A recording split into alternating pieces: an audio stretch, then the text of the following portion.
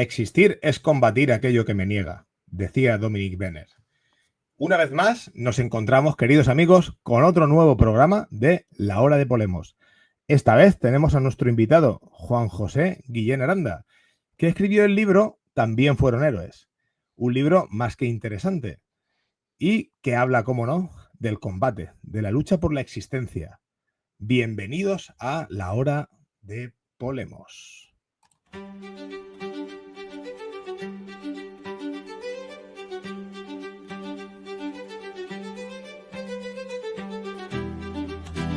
El espíritu de lucha griego formó una tradición y un modo de entender la existencia tan antiguo como nuestra historia.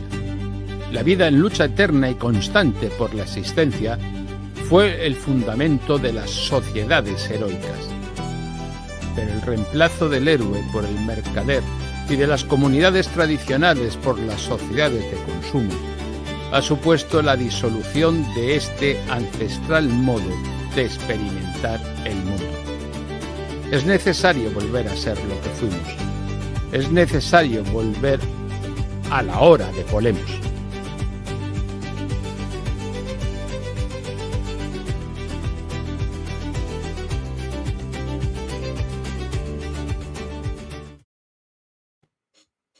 Muy buenas, Juanjo, ¿qué tal?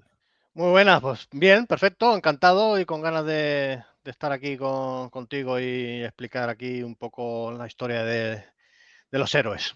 Nos volvemos a ver. La verdad que la última intervención hace unos días fue más que interesante con el amigo Joaquín Peña, y nos dejó abrumados con el conocimiento. La verdad que es una enciclopedia del siglo XIX este hombre. Sí, perfecto. Y me sorprendió mucho cuando... Sí, me sorprendió mucho cuando dio esos toques sobre el tema de la masonería, cómo explicó el tema así por encima de cómo se encontraban desamparados, ¿no? Todos los que eran los virreinatos, cuando esa independencia, que no sabían cómo... Había como un vacío de poder en España que repercutió directamente ahí en esos virreinatos y de ahí surge toda esa independencia. No, la verdad que es un hombre bastante interesante, ¿eh? Sí, no, y aborda muy bien el periodo que tiene tela, la verdad es que sí. Convulsa historia, sí. Sí. Bueno, pues ahora nos encontramos, ahora nos toca contigo, la verdad. Nos toca descifrar este librito que has escrito y que por lo visto ha habido polémica, ¿no? Hace unas semanas, ¿no? Porque el libro fue... hiciste una presentación con un prologuista, ¿no? Y creo que a raíz de ahí fue... Sí, el vídeo fue eliminado del canal que todos conocemos, ipso facto, duró nada, muy poco tiempo y supongo que eso, por la cuestión del prologuista. Fue la presentación que hice en Barcelona del mismo en el pasado mes de mayo, sí, así ha sido. Bueno, esperemos que aquí no ocurra lo mismo, que aquí intentamos hacer las cosas lo mejor posible, pero bueno, muchas veces no depende de nosotros.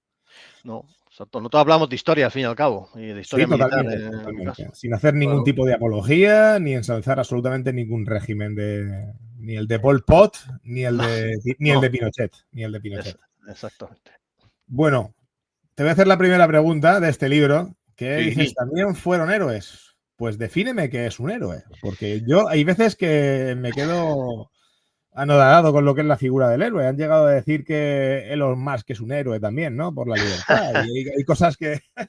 Sí, yo creo que en el siglo XXI, año 2025, es necesaria la definición de qué es un héroe. Sí, porque es otra palabra que se usa quizá en demasía con casos y personas que evidentemente no merecen tal apelativo. Bueno, un héroe pues no deja de ser una persona que realiza una acción abnegada, muy abnegada por un noble ideal o causa.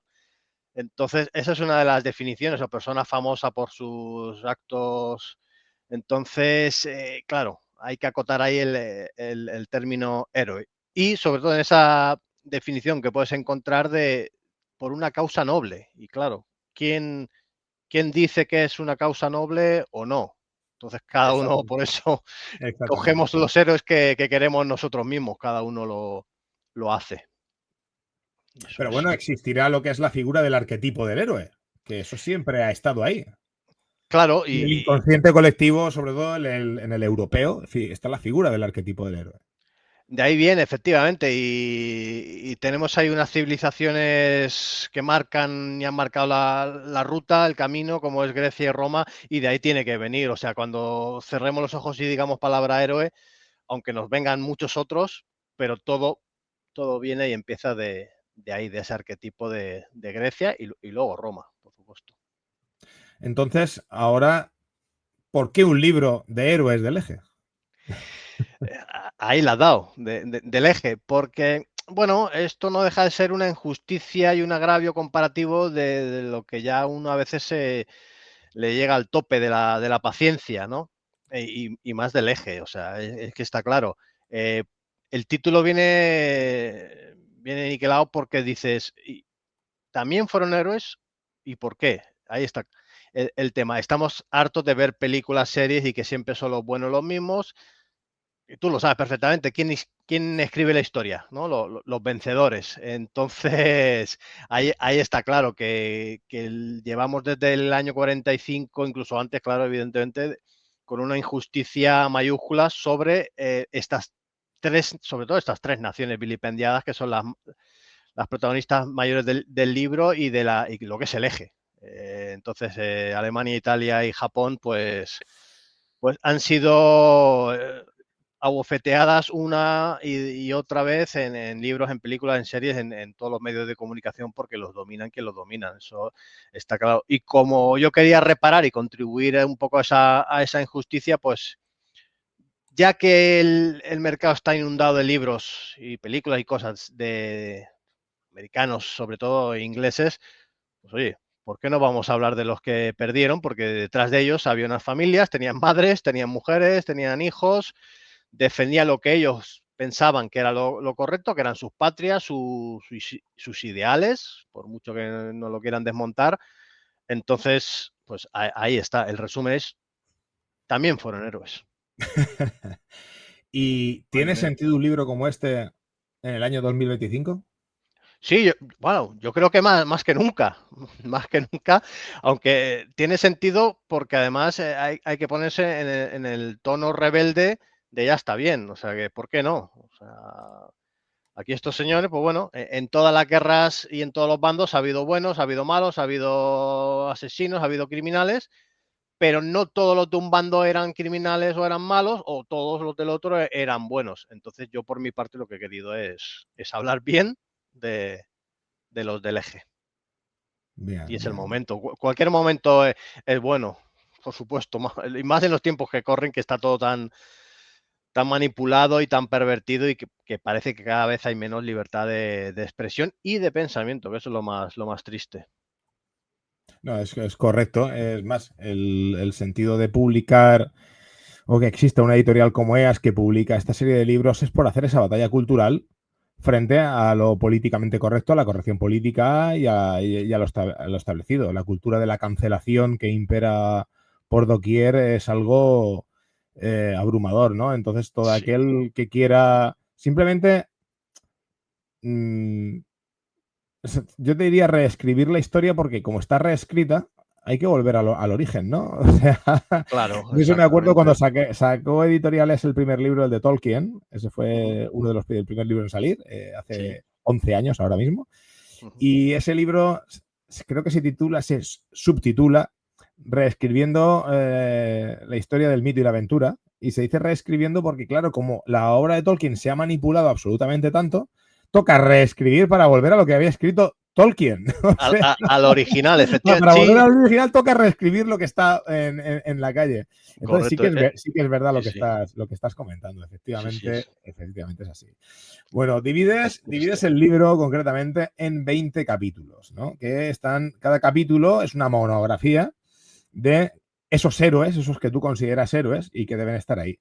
Y imagino que para ti habrá sido difícil, ¿no? Seleccionar solamente 20.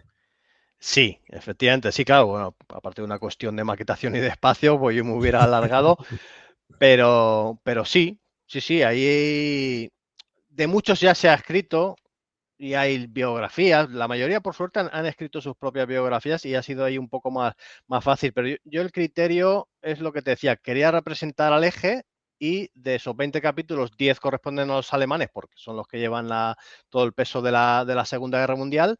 Y luego hay 2 japoneses, 3 italianos.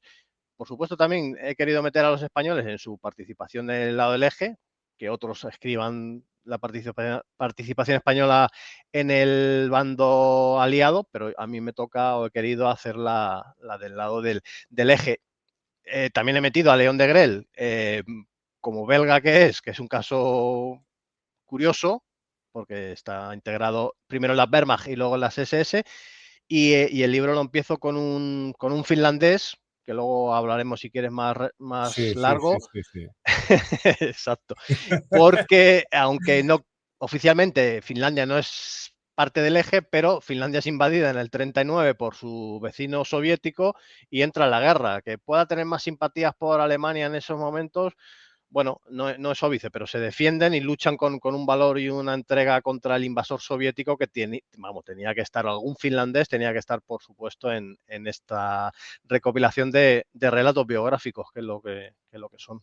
Por cierto, estoy tomándome un café y Ah, mira que tengo. ostras, qué portada más bonita. No sé quién me regaló esta taza para tomar café. Algún Es que culpable presente aquí.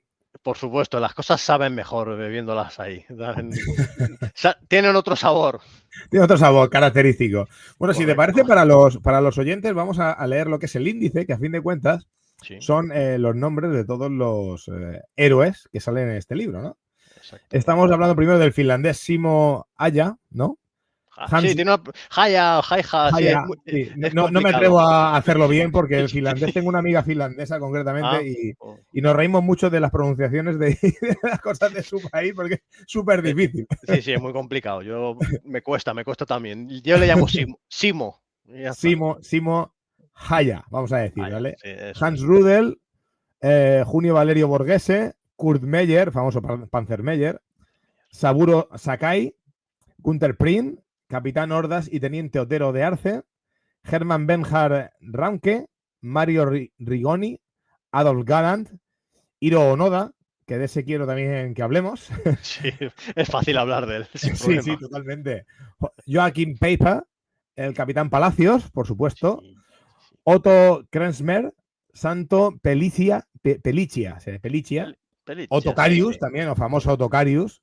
Correcto. Luego León de Grel, que es un clásico, Michael Whitman, Ricardo Botet Moro y el famoso Otto Skorzeny.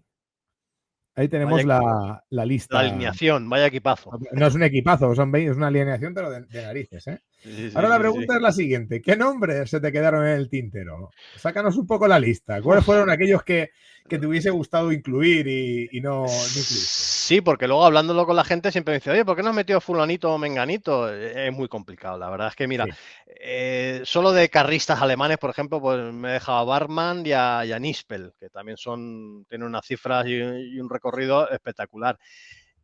Por parte española, podría haber incluido muchos otros, pero, por ejemplo, no he hablado de la escuadrilla azul. Entonces tenemos ahí a Ángel Salas Larrazábal, que es el líder de la primera escuadrilla, entonces también podría haber estado incluido. Japoneses e italianos también podía haber puesto muchos más. Lo que pasa que, bueno, he querido representar un poquito en estos 20 que hubiera gente de eso, de tierra, mar y aire, ¿no? Entonces, también lo que ha faltado, pero que yo ya vi que no los podía incluir porque daría para otro libro, es todos esos aliados del eje, por decirlo así, todos esos países como Hungría, Eslovaquia, Croacia, Rumanía efectivamente, y Bulgaria, claro, de esos. Claro, se sabe muy poquito aquí, sobre todo en España, y se ha hablado muy poco. Entonces, profundizando algún día, seguro que da para una especie de segunda parte de también fueron héroes, porque también, y ellos con más razón, porque se ha hablado menos todavía de estos 20. Yo creo que ya lo que es una segunda parte, volumen 2, yo no lo haría. Yo haría, también fueron héroes, y el segundo volumen sería y fueron héroes. O ellos fueron héroes. Sí, algo así. Sí, héroes desconocidos del eje. O sea, sí. o sea, darle ese toque y dar un toque ya internacional. coger Sí. a uno o dos de cada país que colaboró Sí. y sacar Sí, otros sí. 20. Sí, Porque esa yo es creo que la coger buena idea. algún letón, por ejemplo, rumano, como has dicho, o búlgaro, o sea, Sí. y rusos, o sea, rusos Sí, también, que también lo subo. Sí, sí, por correcto. supuesto.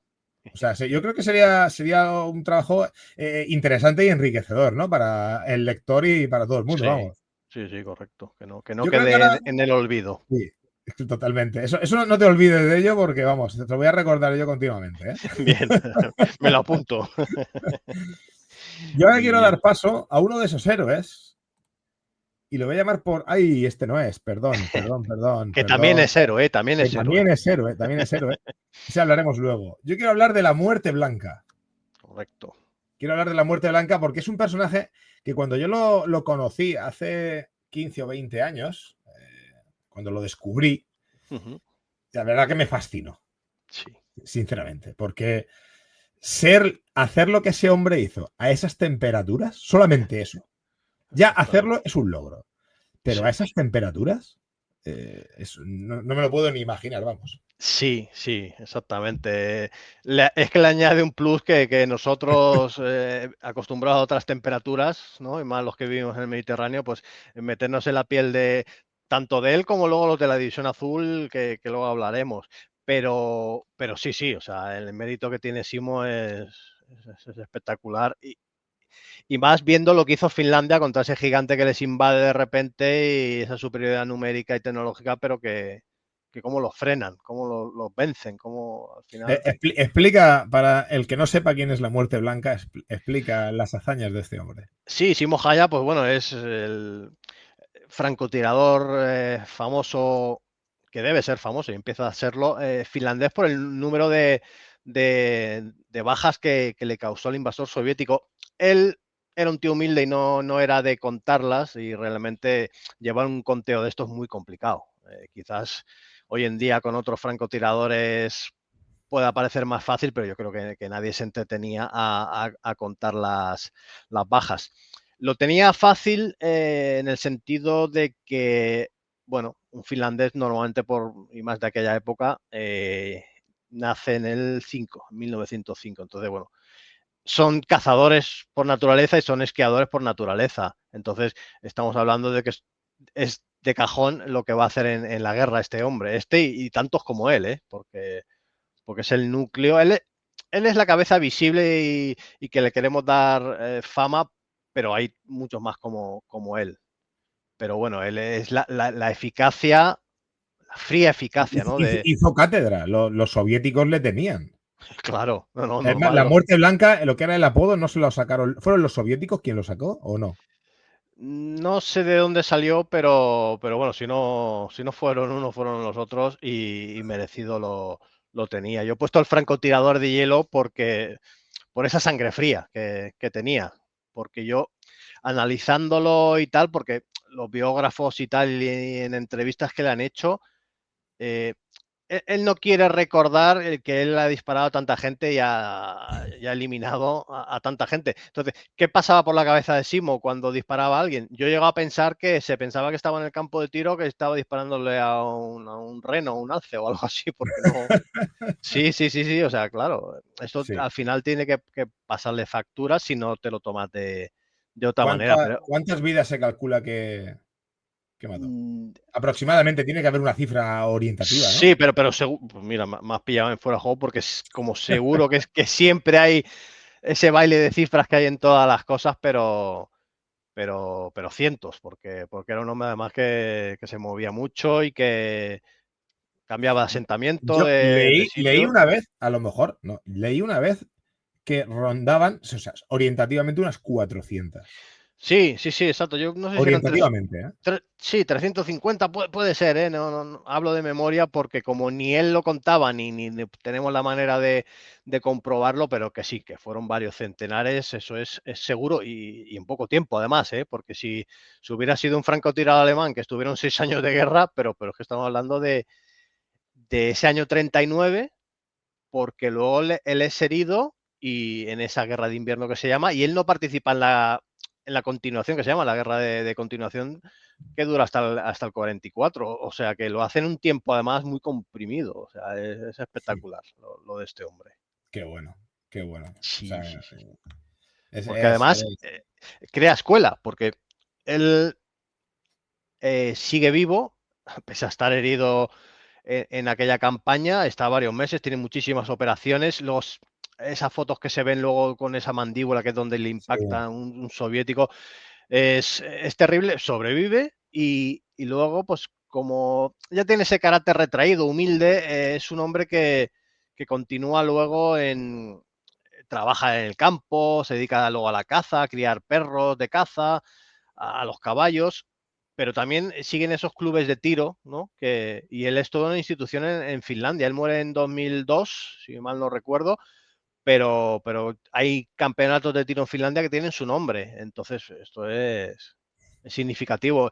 Además, es uno de los escasos, por desgracia, participantes de este libro que es reconocido en su país décadas después, cosa que otros, pues, por desgracia, sabemos que han sido vilipendiados, ignorados o cualquier otra cosa negativa. Pero Haya no, Haya es un referente a nivel de francotirador en Finlandia.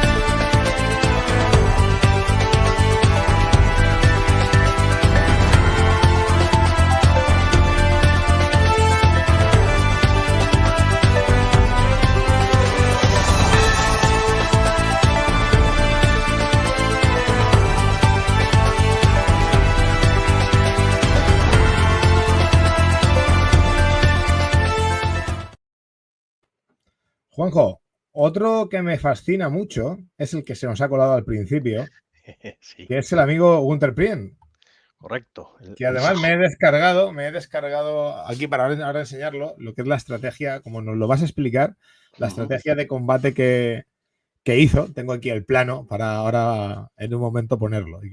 Sí, sí, sí, sí, sí. Un Cuéntanos un maestro. poco la vida de este hombre y su hazaña, o sus Sí, hazañas. sí, bueno, a ver, pasa a la posteridad por la hazaña de Scapa Flow, que para el que no lo sepa es esa base súper protegida que tienen los británicos al norte, al noreste de Escocia, en las Islas Órcadas, en las Orkney. Ahí está esa bahía súper protegida ya desde la Primera Guerra Mundial y es una base con fama de inexpugnable, pero afortunadamente aquí hay héroes dispuestos a acabar con esos mitos de inexpugnabilidad y Gunther Prin lo hace además en los primeros meses de la guerra. Él está ya navegando cuando empieza la Segunda Guerra Mundial y al mes siguiente es cuando pasa lo de Scapa Flow.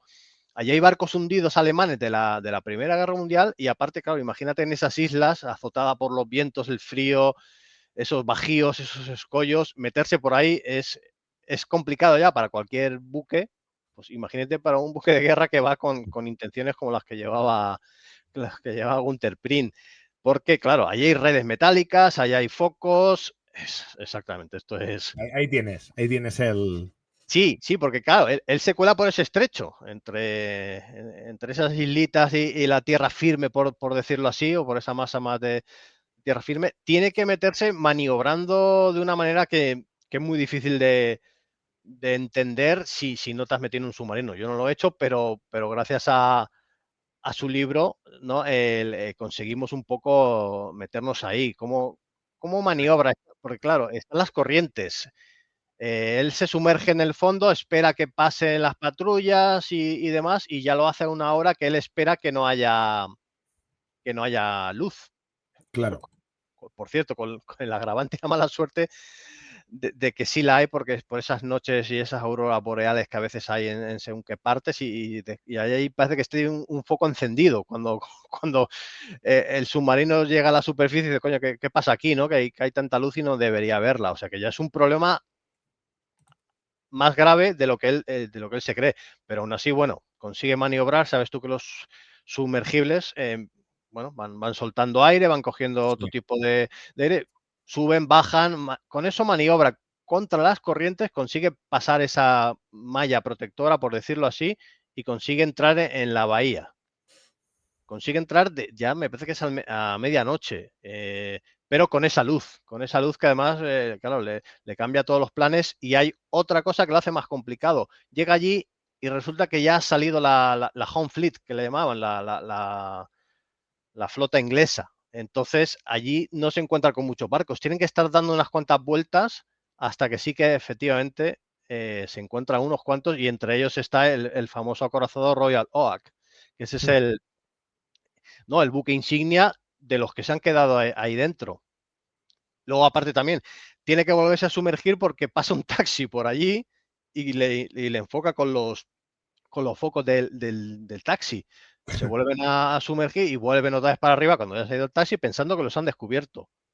Y entonces ya es cuando empieza delante de este acorazado, es cuando dispara la primera salva de proyectiles. El primero dan la proa y parece que no hace mucho efecto, o al menos el propio capitán del Royal Oak se asoma porque ha escuchado una explosión, pero piensa que ha sido una explosión en el pañol de pinturas. Imagínate el poco efecto que puede hacer para que aquel hombre o era muy confiado o no sé, o estaba perjudicado por el ponche, o no sé exactamente. La cuestión es que no le da importancia Qué al bueno. claro, la primera salva de torpedos, el siguiente, hay otro barco detrás que es un portahidroaviones. Ellos se piensan que es otro barco más importante, pero no, y sí que impactan el portahidros que hay detrás del Royal Oak. Entonces, ¿qué hace? Pensando que los han descubierto, Prim dice, bueno, media vuelta y vamos a disparar por la popa. Ese torpedo falla y, claro, él ve que no ha cumplido su labor, ya que se han conseguido meter en Escape of Flow, con lo difícil que es.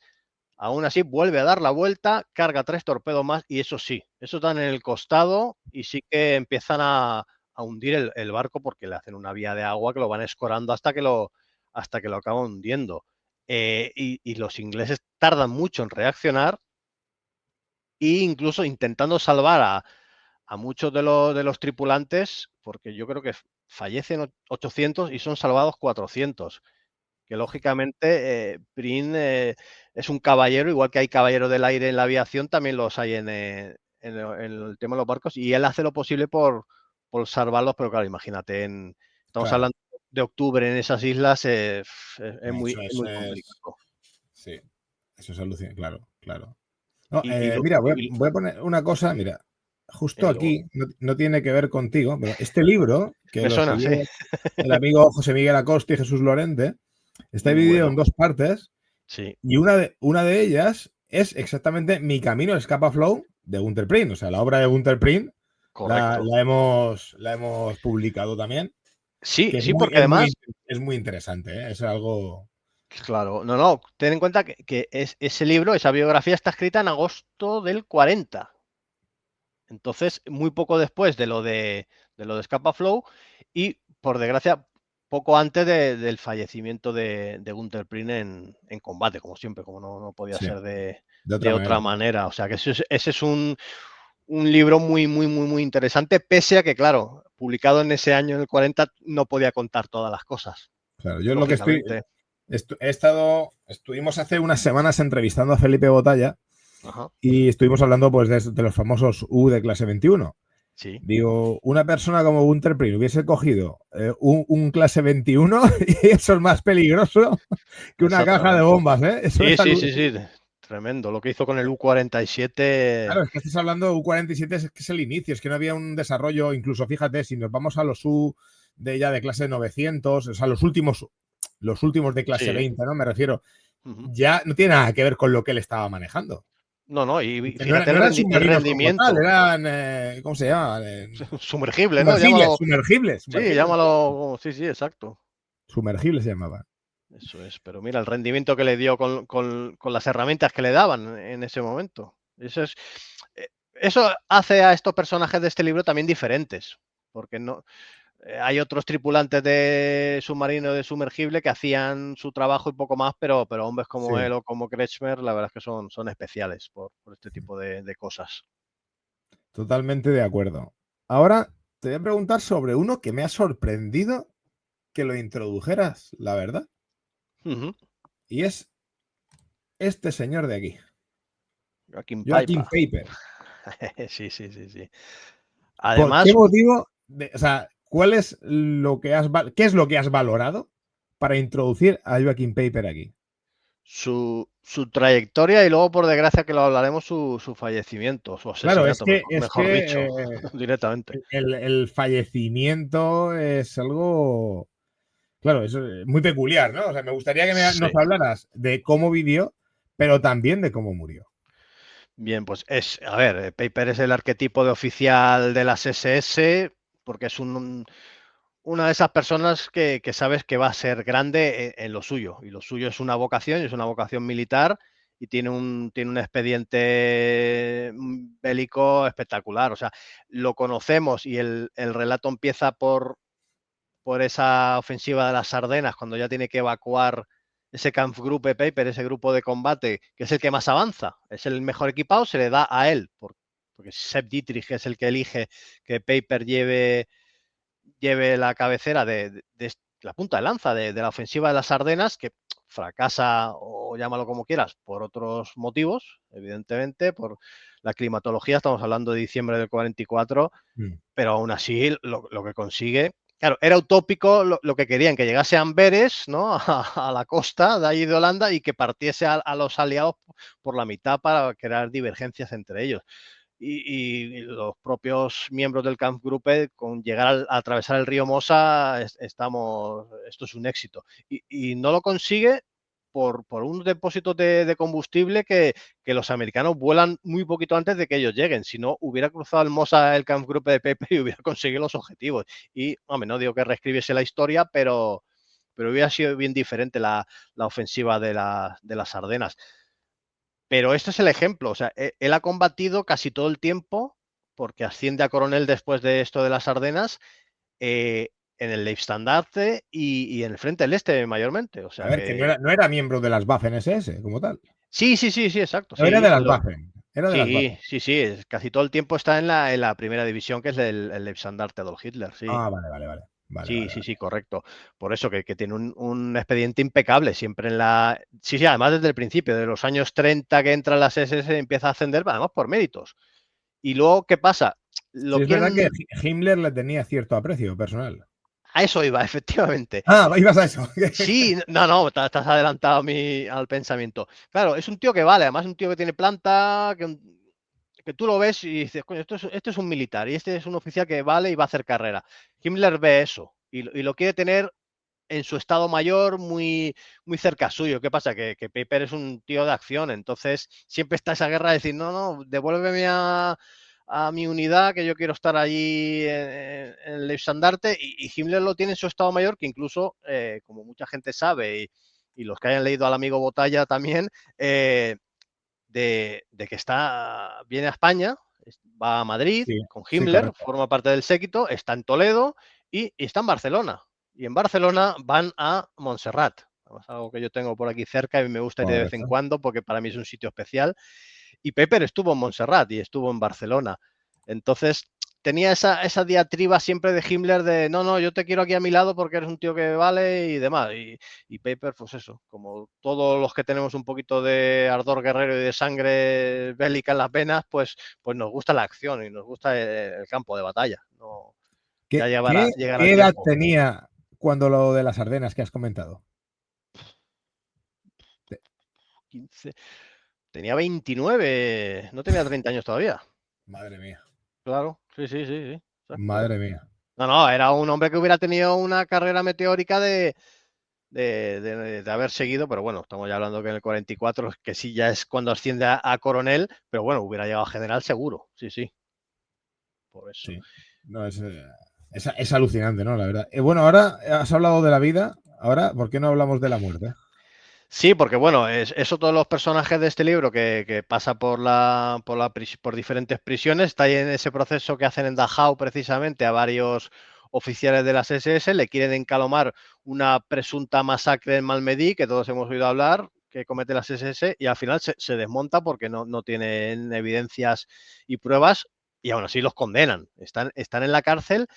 El propio Seth Dietrich, que es el que manda el grupo Panzer, está hasta el 50 y hasta mediados de los 50 está en la cárcel, el 55.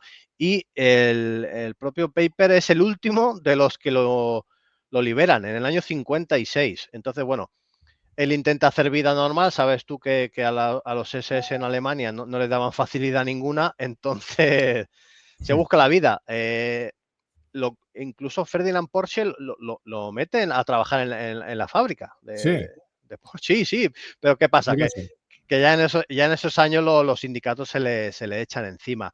Y bueno, consigue por otras amistades hacer de traductor y editor, entre comillas, de una editorial que es Motor Verlag.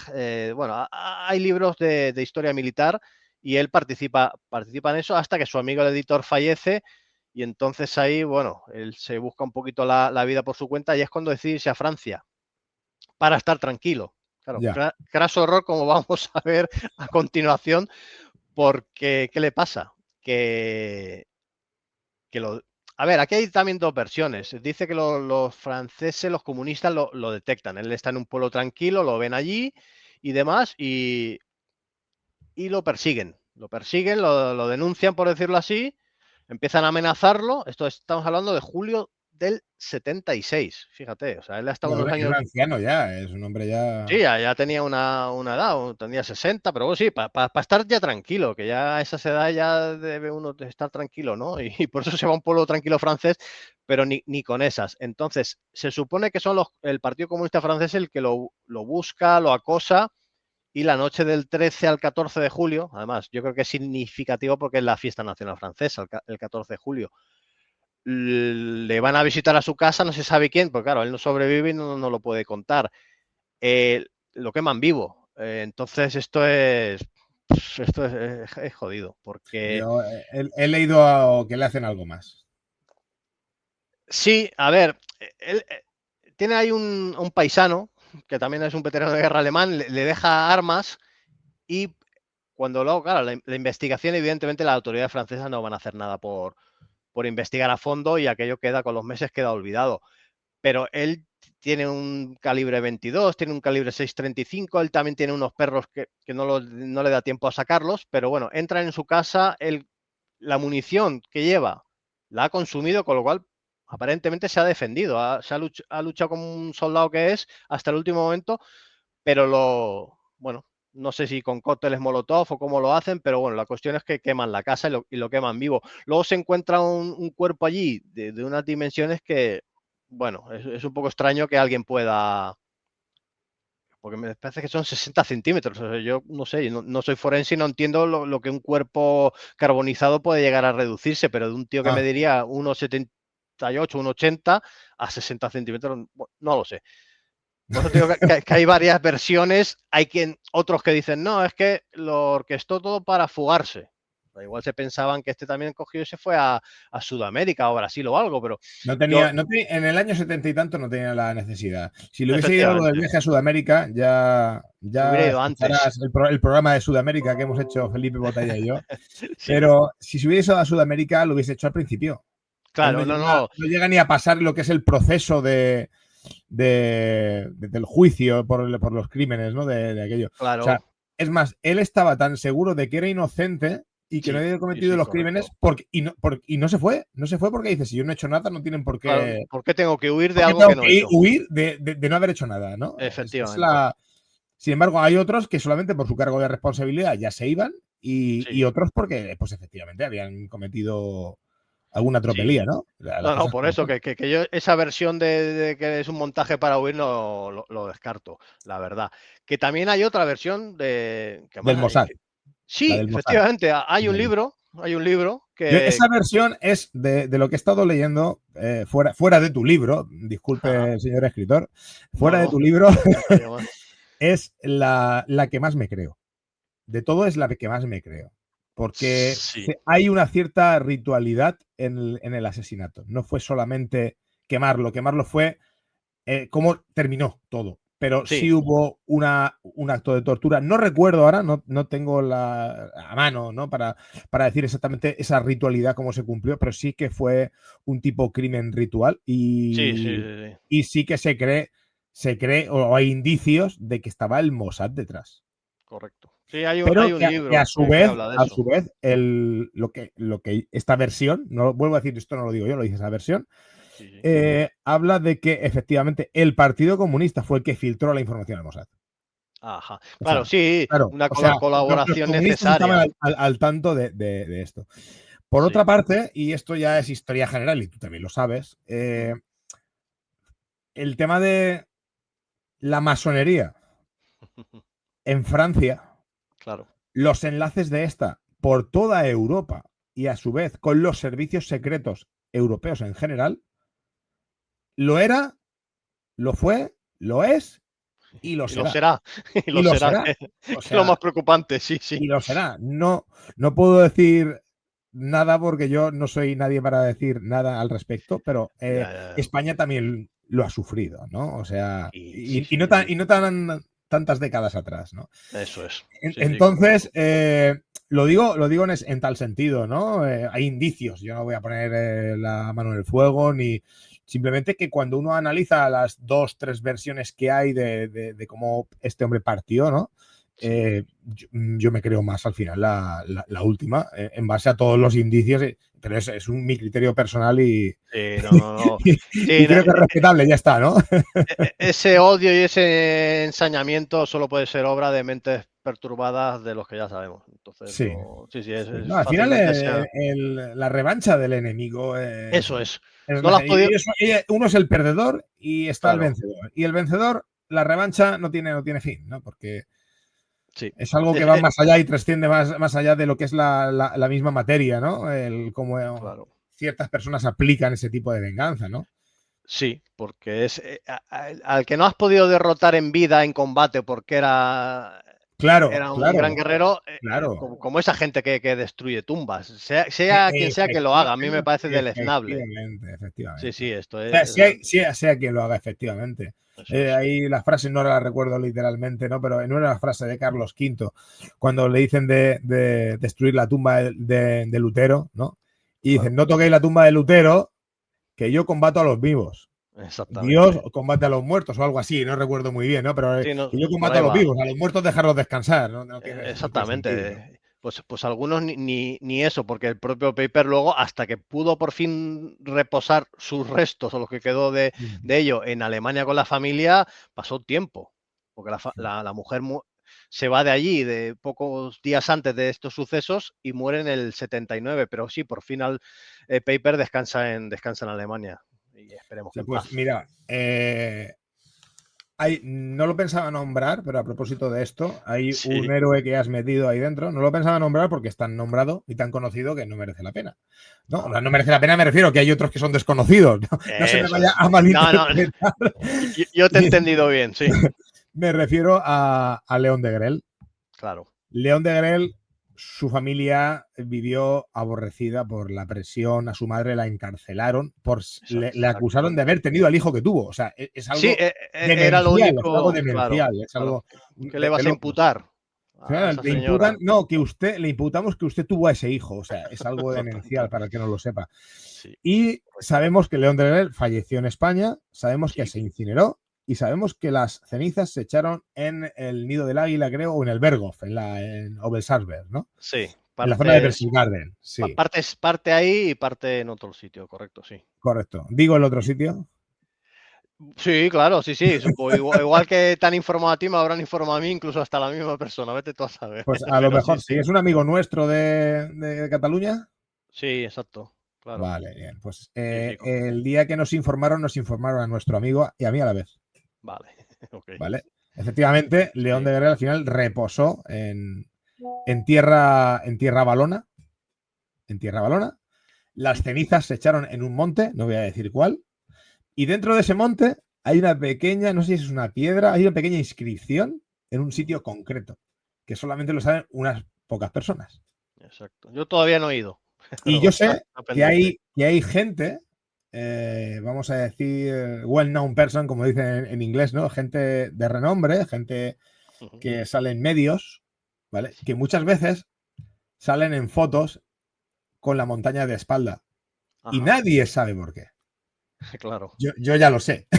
Sí, ahí tenemos Yo ya lo sé. la explicación. Pero sí, de Grell se salió con la suya y parte reposa en su Bélgica querida. En su tierra, efectivamente. Yo tengo pendiente ir, porque yo, fíjate, a Bélgica he ido 22 veces. Sí, Y este año voy a ir dos veces más. O sea, voy a estar ya 24 veces en 8 años. Es una barbaridad lo que viajo yo a Bélgica. Y lo sobre pequeña todo que es, ¿no? a la zona de Flandes, que se come Claro. muy bien y la cerveza está exquisita. Perfecto. La gastronomía buenísima. Bueno, pasemos, que nos queda poco tiempo, se nos ha consumido el tiempo rápido. Vamos a pasar al siguiente héroe, que este a mí me parece también sorprendente. Sorprendente porque... Hombre, Hiro Onoda. Sí. Voy a poner esta foto y seguidamente voy a poner esta. Sí, correcto. Que transcurren unas décadas después, aunque él ha continuado en guerra. Fueron 3 décadas, ¿no? Sí, esa foto supo salido de la academia o de tal, pero que sí, sería el 40. Voy a dejar esta porque esta foto efectivamente es la inicial. Vale, Sí. es una foto más de aquel periodo termométrica. Pero esta, que es la de la rendición, esa tiene historia. Con su sable de samurái, con su katana, o sea, yo creo que junto a otra persona, junto a otro alemán, que todos conocemos, este sería quizás el mayor ejemplo de lealtad. Pero aparte, ya no es solamente la lealtad, sino es la frase de inasequible al desaliento. Sí. O sea, es algo que primero no se suicidó.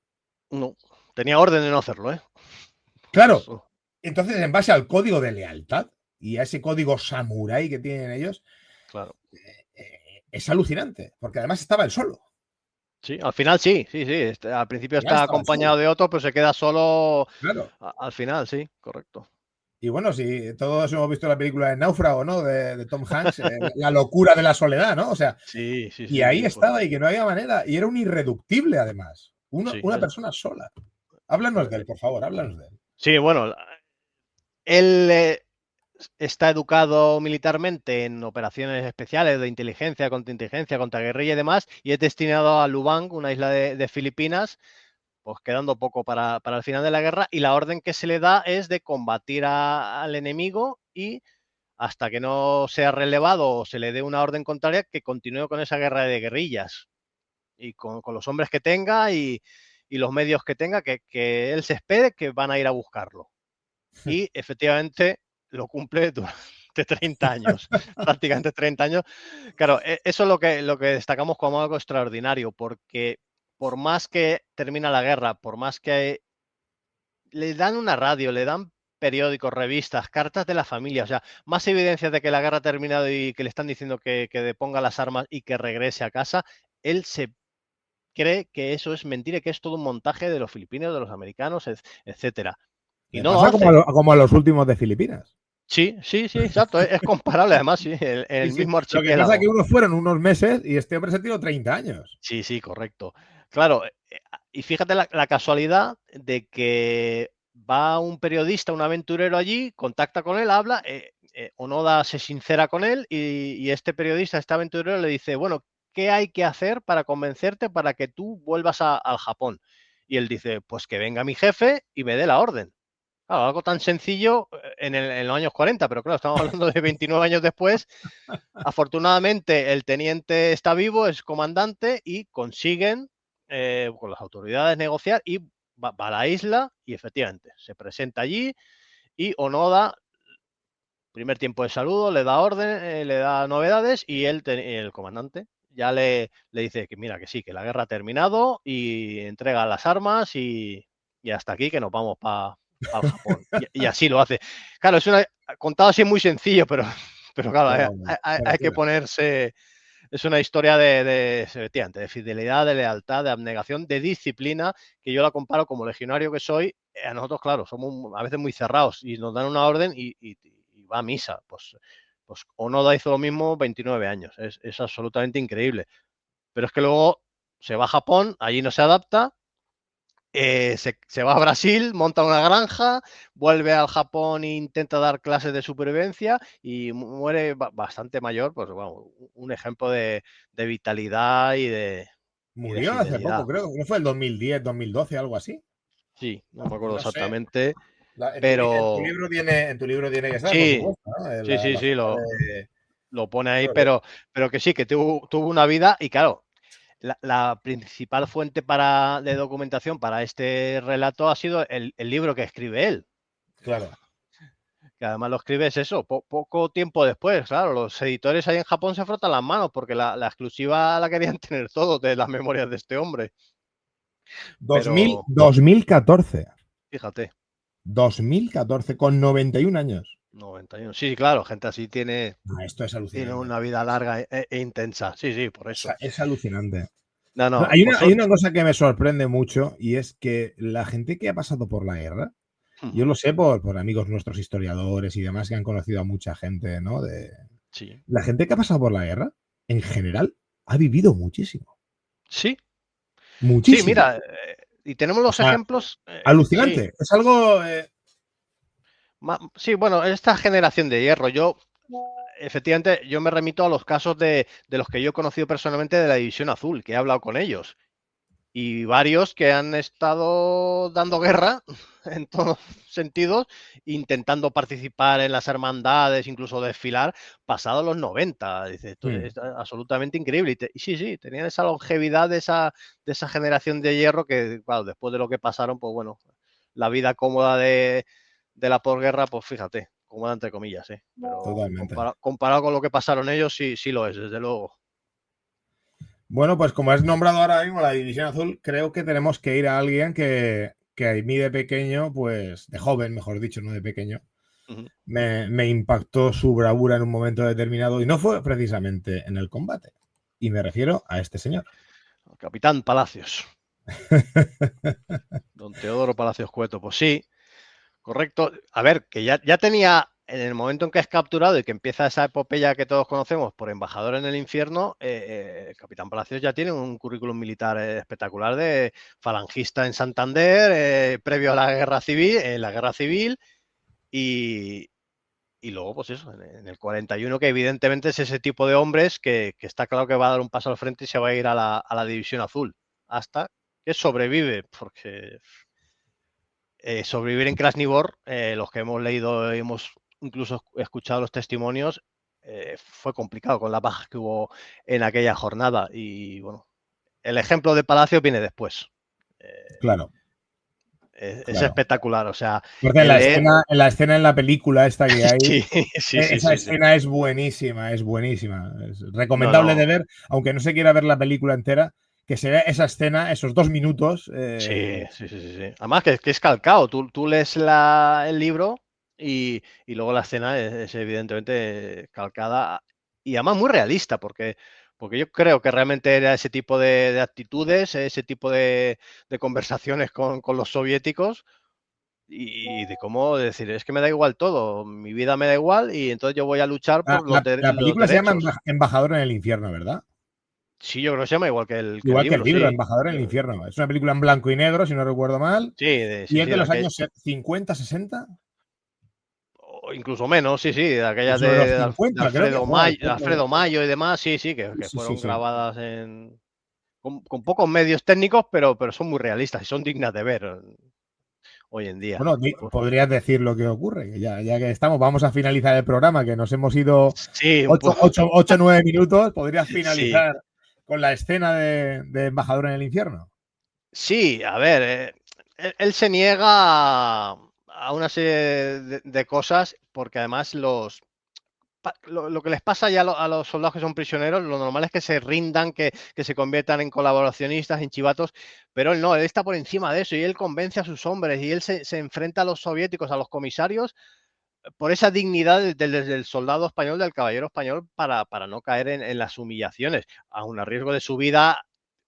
eh, Vamos, las pasa canutas, huelgas de hambre, cambios de cárcel, pero bueno, al final, mira, yo empiezo el relato cuando llega precisamente el barco con esos últimos refugiados en el año 54 en el Semiramis que lleva a Barcelona. Además, lo pongo como ejemplo porque ahí estaba mi madre y mi bisabuela presentes, entonces no es algo que te han contado. Qué bueno.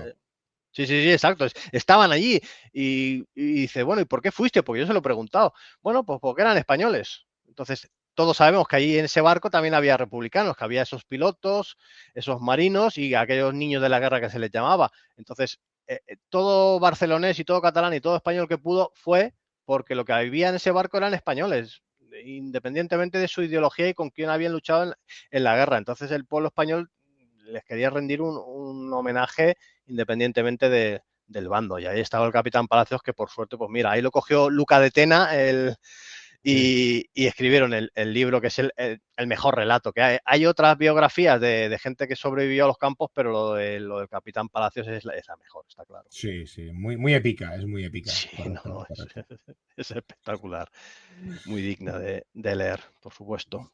Muy bien, Juanjo. Pues nada, oye, nos hemos pasado casi 11 minutos de... Sí. De esto, pero ha merecido la pena porque, oye, los relatos así épicos, las historias de estos héroes, ¿no?, que poca gente conoce, yo creo que merecen la pena dedicarle a lo mejor un pelín más de lo establecido por nuestro reloj.